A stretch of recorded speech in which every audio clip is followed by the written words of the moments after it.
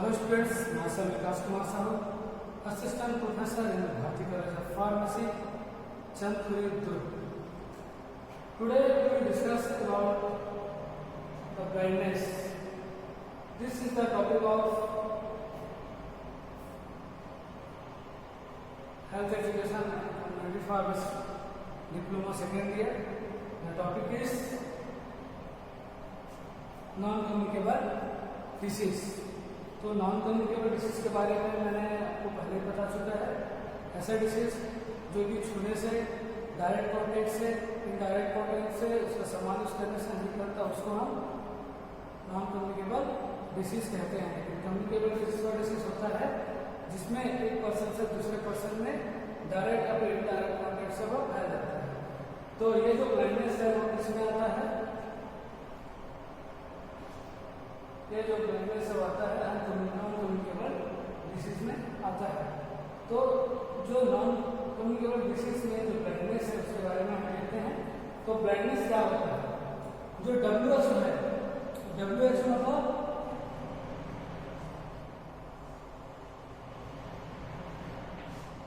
World health organisation. World health organisation यह बोलता है कि अगर कोई पर्सन जो 3 मीटर के डिस्टेंस में है, इसका क्राइटेरिया दिया गया है 3 मीटर के डिस्टेंस में, इसका जो लेंस की कैपेसिटी है, किसी भी नॉर्मल मनुष्य की लेंस की जो कैपेसिटी है उसको हम इसी तरीके से मेजर करते हैं। तो वह 3/60 या फिर इसके बराबर हुआ तो उसको हम ब्लाइंडनेस मानते हैं, है ना। ये कौन बोलता है? WHO, world health organisation. तो world health organisation has defined as the blindness as the visual acuity of the lens, then 3/60 scale length is equal.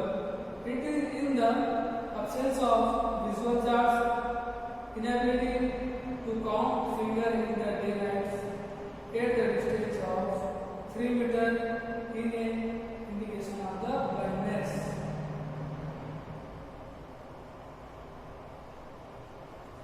और यह बोलता है कि ये तो हम क्लिनिकली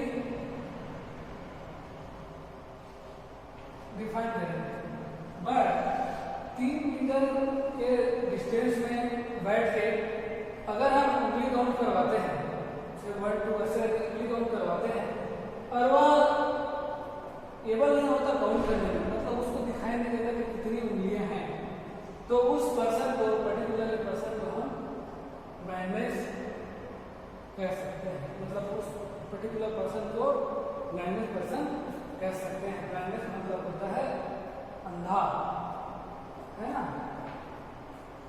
अब कारण क्या है? कौन से कारण है जो कि ब्लाइंडनेस को लीड करता है या फिर उसके सिचुएशन को करने के लिए आगे भविष्य में वह, मतलब जिसके कारण आगे भविष्य होके अंधा हो सकता है, चाहे वो इन्फेक्शन से हो या फिर किसी आईडीसी से हो या फिर चोट से हो या फिर सोशल फैक्टर से हो। तो आइए हम देखते हैं सबसे पहले कैटरैक्ट। कैटरैक्ट क्या होता है?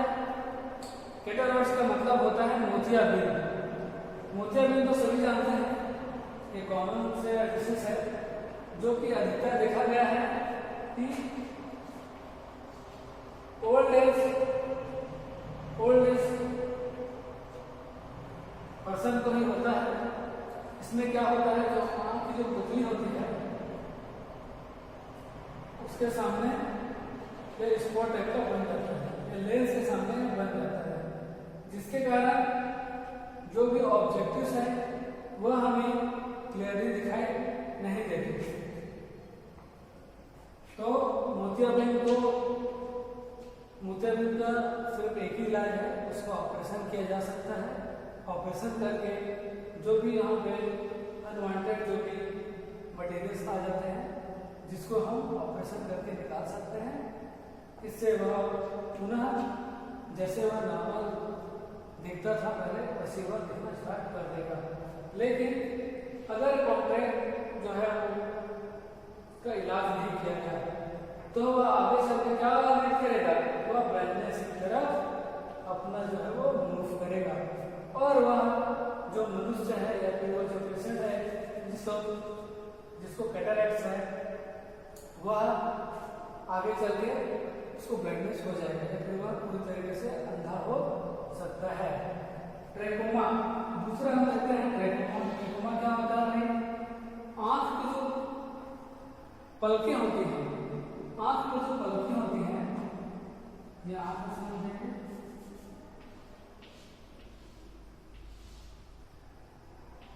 ऐसे बात करें, आंख की जो पलकें होती हैं, ये देखिए पलकें, ये जो पलकें होती हैं मतलब मसल्स में, इसमें वाइट वाइट स्पॉट्स हो जाते हैं।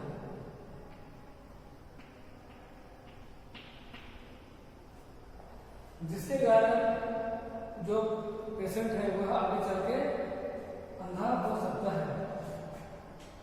Trachoma is an important case. It is the gradually brought under the control. It is the brought under the control. क्या समझ सकते हैं, ये बहुत बड़ा कारण है किसी भी मनुष्य के अंधे होने के लिए। दूसरा देखते हैं मालन्यूट्रिशन। मालन्यूट्रिशन मतलब न्यूट्रिशन की कमी से होने वाले डिसीज। तो न्यूट्रिशन की कमी से क्या हो सकता है, कौन सा न्यूट्रिशन की कमी जो है रिस्पॉन्सिबल होता है आपके अंधेपन के कारण, वह है vitamin A. Vitamin A is the responsible for the great vision in your eyes and also neutralise nursing in your eyes. So vitamin A deficiency case the leads to the blindness. Vitamin A की deficiency के कारण आपको या फिर किसी भी person को blindness हो सकता है। विटामिन ए किसमें पाया जाता है, विटामिन ए हमेशा सब्जियों में पाया जाता है, जैसे गाजर है, इसीलिए कहते हैं कि गाजर अच्छे से खाइए ताकि आपकी रोशनी बढ़ेगी। तो विटामिन ए जो है वो लेना बहुत जरूरी है। इंजरीज के कारण भी हमें या फिर किसी भी पर्टिकुलर पेशेंट को ब्लाइंडनेस हो सकती है। इंजरीज कैसे हो सकती है, कारपेंटरी, अगर कोई कारपेंटर है और लकड़ी का काम कर रहा है और उसे चोट कर देता है आंख में, उसके कारण उसको वो अंधा हो सकता है। स्टोन पर से जो पत्थर होता है, पत्थर अगर आंख में लग गया तो भी आंख फूट सकता है, वो अंधा हो सकता है। मतलब ब्लैक सिंथिंग मतलब यह होता है जो लोहे का काम करते हैं, है ना, जैसे लोहे को गर्म करके उसका जो लोहार होता है उसको भी अगर किसी चोट लग सकता है तो वह अंधा हो सकता है। तीसरा देखते हैं सोशल फैक्टर। सोशल फैक्टर क्या है, पहला है पॉवर्टी, मतलब गरीबी के कारण उसको अगर ढंग से खाना पीना नहीं मिल पा रहा है तो उसको क्या हो सकता है, माल न्यूट्रिशन हो सकता है। माल न्यूट्रिशन से क्या होगा, ब्लाइंडनेस। उसके बाद सुपर स्टिट्यूशन मतलब अंधविश्वास के कारण भी, बहुत सारे अंधविश्वास के कारण भी आप में कुछ किया जा सकता कहते हैं लोग, जिससे वो ब्लाइंडनेस हो सकता है। जैसे अंधविश्वास में किया सकता है कि जलाने से कुछ घाव ठीक हो सकता है या फिर इन्फेक्शन ठीक हो सकता है। तो अंधविश्वास से अगर उसको जला देंगे, तपा देंगे तो भी ब्लाइंडनेस का कारण हो सकता है। इनएडुकेट हेल्थ सर्विस, अगर आपका जो हेल्थ जो है वह आपको एडुकेट हेल्थ सर्विस प्रोवाइड नहीं हो रहा है, जिसके कारण भी आपको ब्लाइंडनेस हो सकती है। तो यह था ब्लाइंडनेस के बारे में, WHO जो भी क्राइटेरिया है उसके बारे में, उसके कारण कौन कौन से हैं। आइए अब हम देखते हैं prevention and control of blindness.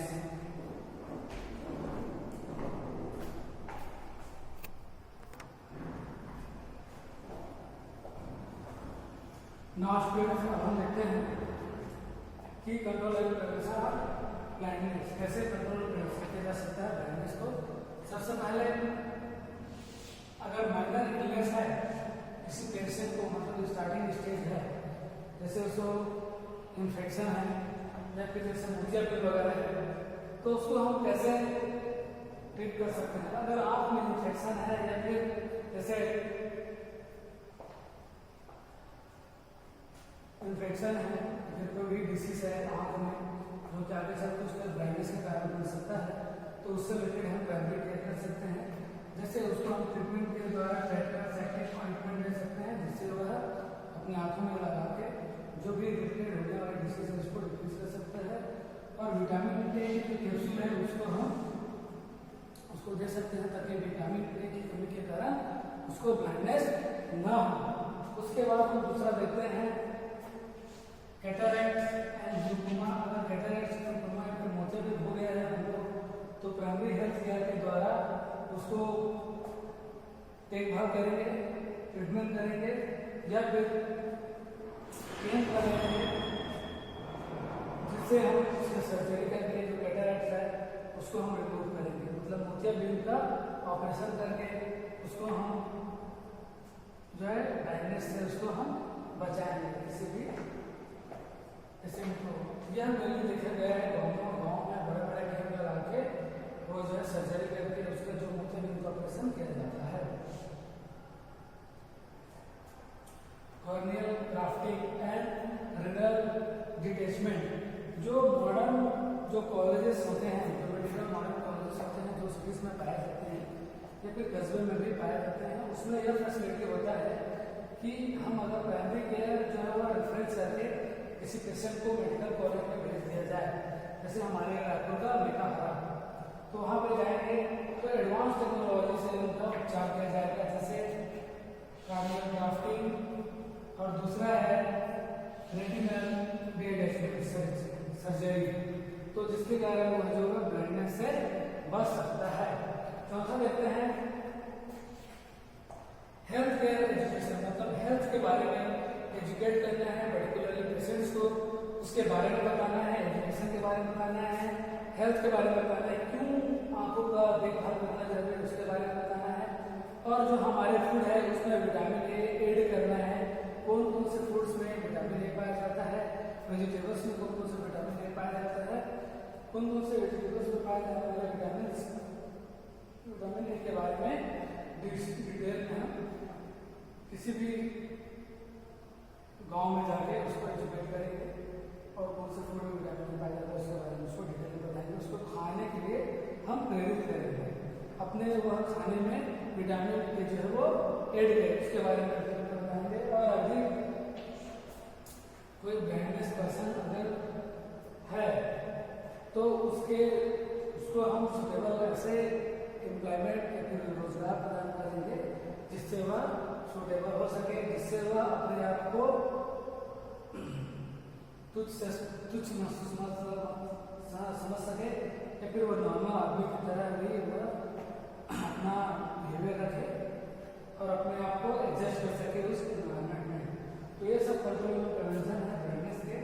अब हम कुछ प्रोग्राम देख लेते हैं